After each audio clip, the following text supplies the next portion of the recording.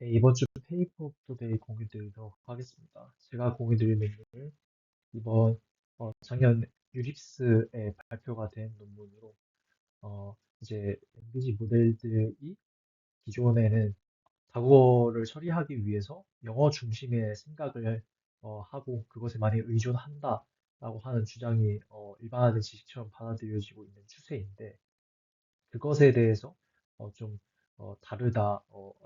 랭귀지 모델들이 영어를 중심적으로 이해를 하고 처리를 하는 것이 아니라 랭귀지 어그노스틱한 처리를 한다. 어떤 특정 영어 같은 언어에 의존하지 않는 처리를 하고 있다라는 주장을 하는 논문이라고 봐주시면 되겠습니다. 그래서 먼저 이해해야 될 백그라운드가 방금 말씀드린 것과 같이 이제 로즐렌즈와 같은 기법을 통해서 모델 중간 레프레젠테이션에 어떤 특정 보캐뷸러리로 시각화를 했을 때 보통 영어가 나타나게 된다라는 주장을 바탕으로 최근에 많은 연구들이 이제 모델들이 다국어 입력을 처리하기 위해서 이러한 다국어 처리 과정을 거친다. 입력을 이해하고 영어 생각으로 매핑을 하고 그 매핑된 영어 생각을 토대로 태스크를 해결하고 정답을 도출한 다음에 그 영어로 생각한 정답을 출력 언어로 내부적으로 번역을 하는 과정을 거친다라고 많이 주장이 되고 있는 상황입니다. 한편으로 이러한 노즐렌즈와 같은 어떤 내부 레프레젠테이션을 시각화를 한다라는 것과 상관없이 뉴런을 중심으로 LLM들의 다국어 처리를 해석하고자 하는 연구들이 존재를 하게 되는데요.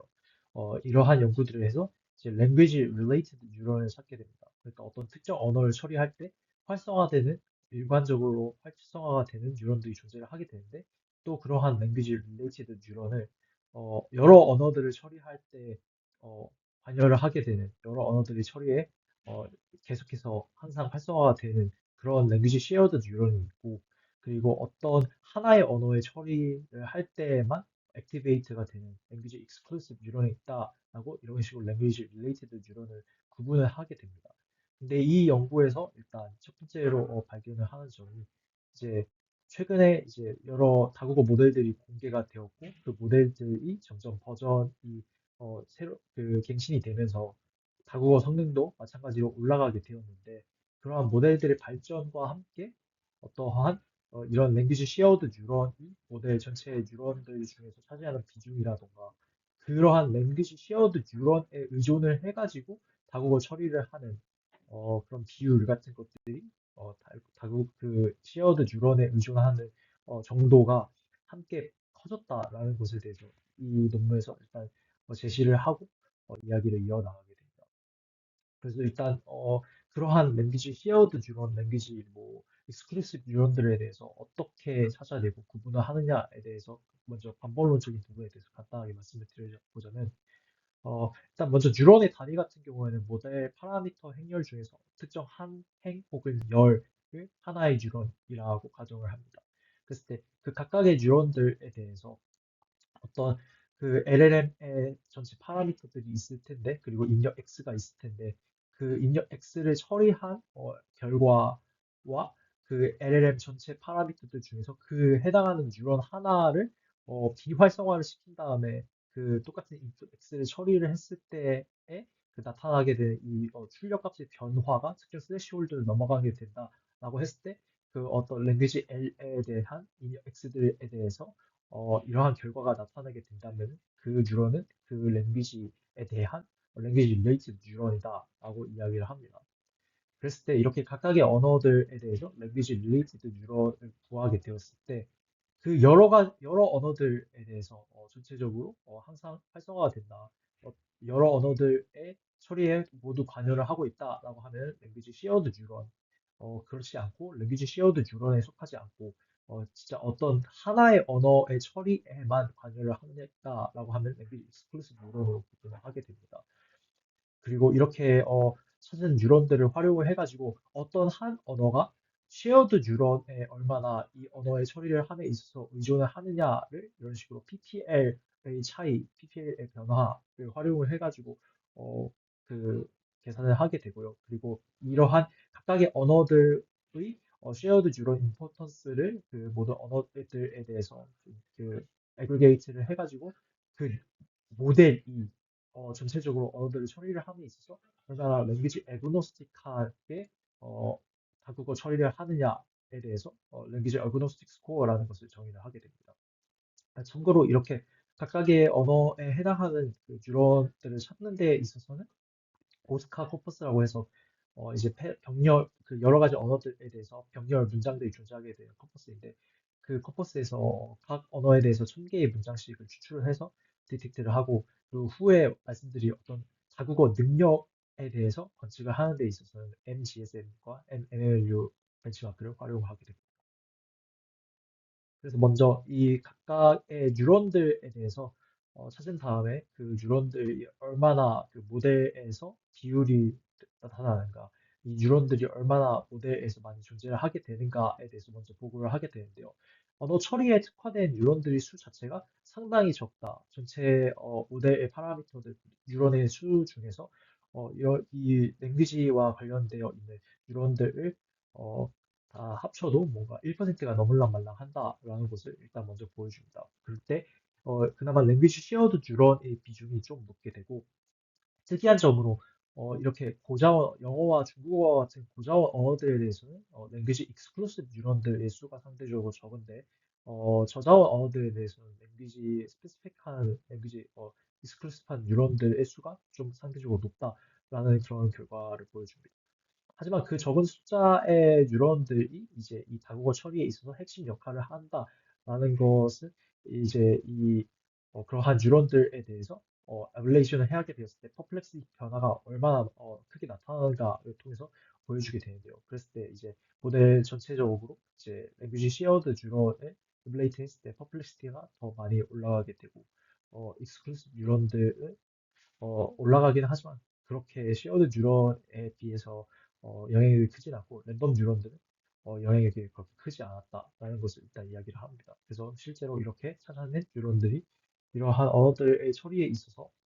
핵심적인 역할을 한다, 관여를 한다라는 것을 일단 한 번 더 보여주는 부분이고요.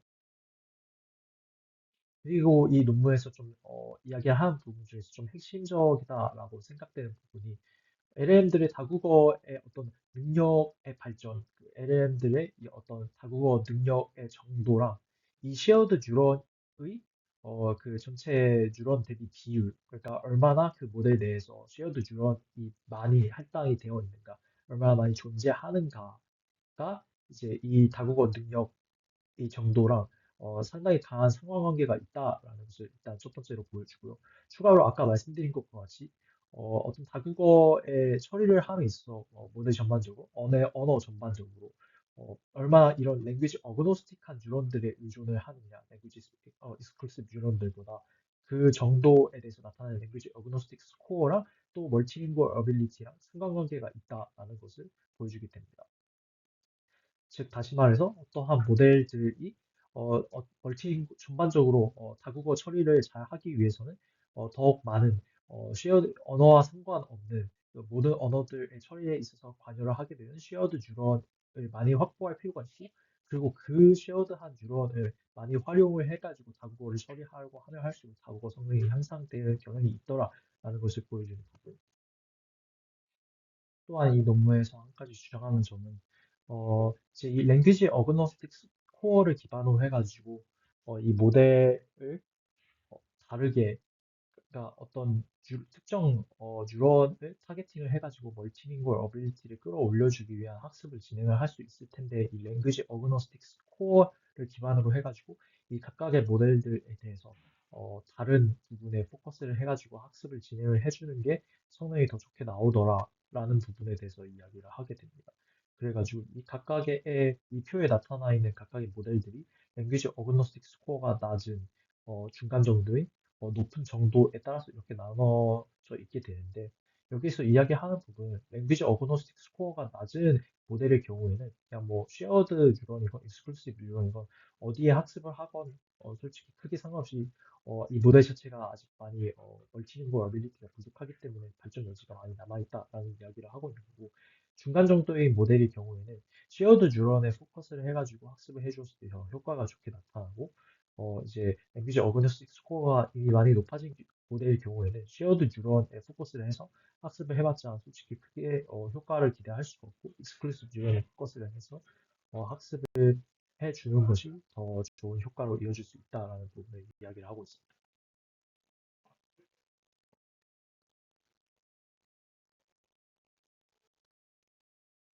추가적으로 이 부분은 이 논문에서 이야기가 된 부분은 아니긴 하지만